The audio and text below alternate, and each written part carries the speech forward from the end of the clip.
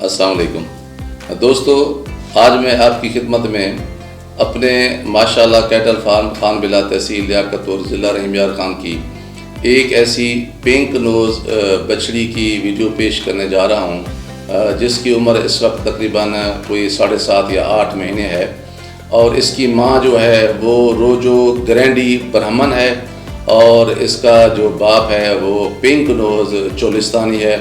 तो इस लिहाज से ये बहुत ही खूबसूरत और पुरकशिश बछड़ी है।